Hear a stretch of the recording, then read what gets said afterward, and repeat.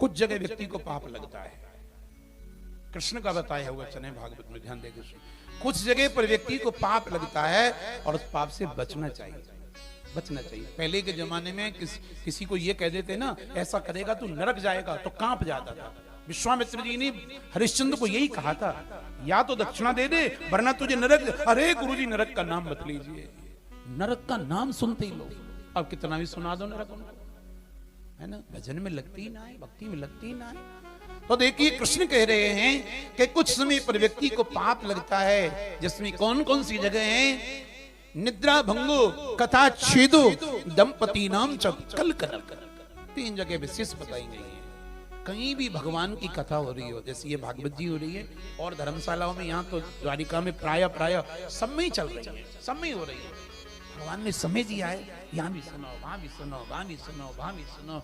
कभी गोमती घाट पे बैठ के गीता बांच लो, कभी कमरे में बैठ के बांच लो, कभी यहाँ बैठ के सुंदर कांड का पाठ कर लो, है ना, कभी मंत्र जाप कर लो, कभी हमारे राधा नाम कीर्तन में आ जाओ, ठाकुर जी के नाम में बैठ जाइए।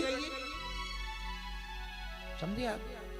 कथा अच्छी, कहीं भी भगवान की कथा हो और कोई भी करे और कोई भी परीक्षित बनकर के बैठा हो, लेकिन वहां जाकर के शांत बैठ जाना चाहिए, प्रेम से भगवान की कथा को सुनना चाहिए। वहां जाकर के श्रोता और वक्ता का जो व्यक्ति ध्यान भंग करता है, समझे आप? नहीं समझे? कुछ लोगों की आदत होती है 10 मिनट बैठेंगे फिर भागेंगे बाहर, 5 मिनट कथा में बैठेंगे फिर भागेंगे बाहर, है ना। जब भागना ही है तो सबसे पीछे बैठना चाहिए ना, लास्ट में बैठना चाहिए ना, तो आगे क्यों बैठते हैं? भागना ही है तो कथा सुननी है तो आगे बैठना चाहिए, कथा नहीं सुननी है तो उनको कहाँ बैठना चाहिए? बोलो, पीछे बैठना चाहिए। जो लोग कथा के प्रेमी होते हैं, जब उनके बगल में कोई छेड़छाड़ करता है, मोबाइल चलाता है या कोई बात करता है, तो उनको टीस होती है ना, अरे देखो हमको 1000 किलोमीटर दूर से यहाँ द्वारिका कथा सुनने आए, तो ये बगल वाला हमको कथा सुनने नहीं देता, महाराज इसको टोकते भी नहीं है, कुछ कहते भी नहीं है, तो उसको पीड़ा होगी ना, उसको कष्ट होगा ना, उसको तकलीफ होगी ना। तो भगवान क्या करें? कथा छेदो, कहीं भगवान की कथा हो रही हो तो वहां जाकर के बात नहीं करनी चाहिए, बोलना नहीं चाहिए, शांत मुद्रा में अपने ठाकुर जी को अपने हृदय में विराजमान करके उस रस का पान करना चाहिए, उस रस का पान करना चाहिए। कथा छेदो, जो व्यक्ति भगवान की कथा में विघ्न डालता है, श्रोता का वक्ता का ध्यान भंग करता है, श्री कृष्ण कहते हैं गोपियों, उसे बहुत बड़ा पाप लगता है। हरि कथा, हरि अपराध होता है उसके द्वारा, कथा अपराध बन जाता है उसके द्वारा, नामा अपराध बन जाता है उसके द्वारा, भगवान की कथा का अपराध बन जाता है। बताइए,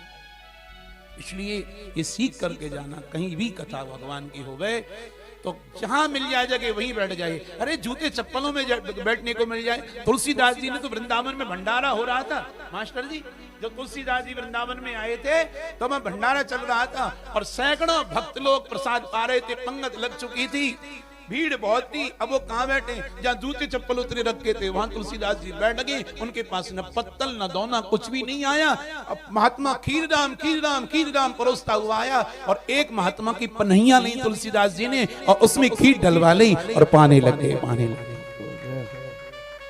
और जो खीर परोस रहा था महात्मा, वो गया अपने महंत के पास, गुरुजी कैसा साधु आया है, आज तक नहीं देखा। उसके पास में कोई पत्तल भी नहीं, दोना नहीं, उसने तो एक महात्मा की पनिया में खीर भरवा ली है, पा रहा है। हैरान हो गए महंत जी, भागे भागे आए, दर्शन करा उसका, दर्शन करा उसका, दर्शन करा। भाग करके आए और देखते हैं महाराज चरणों में गिर पड़ा साधु समाज। अरे तुलसीदास भैया, क्या असर की जरूरत, मुझे संतों की पनियाओं में बैठने का मौका मिल गया और संतों के चरणों की रजिया पनिया में आ गई और रज के साथ में खीर प्रसाद पाने को मिल गया। मेरा तो रजोगुण धुल जाएगा, मेरे राम मुझ पे कृपा कर देंगे। ऐसे तुलसी, ऐसे संत जिनकी वाणी हम रोज सुनते हैं, रोज पढ़ते हैं। इसलिए कथा छेदो, कभी भी भगवान की कथा में विघ्न नहीं डालना चाहिए। दूसरी जगह निद्रा भंगो, कोई भगवान का भक्त, कोई गुरु, कोई संत, कोई महात्मा विश्राम कर रहा हो, उसको जगाना नहीं चाहिए, उन्हें कष्ट नहीं देना चाहिए। विश्राम का समय है, उन्हें विश्राम करने दीजिए।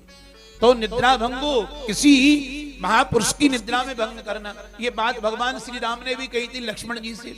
लक्ष्मण जब राम जी गद्दी पर बैठ गए थे और वशिष्ठ जी भूरी भूरी प्रशंसा कर रहे थे, लक्ष्मण के सिर पे हाथ फेर के कह रहे थे धरती पर भाई हो तो लक्ष्मण जैसा हो।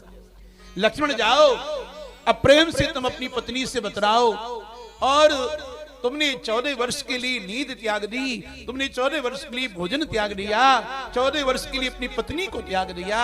जाओ जाओ, अब अपनी उर्मिला के साथ में रहिए, सुख से बातचीत करिए, आनंद से रहिए। तब भगवान श्री राम कितने सरल थे, गुरु के प्रणाम करके गुरुदेव से कहने लगे, गुरुजी यदि आप आज्ञा दें तो छोटे भैया लक्ष्मण से कुछ पूछ लूं।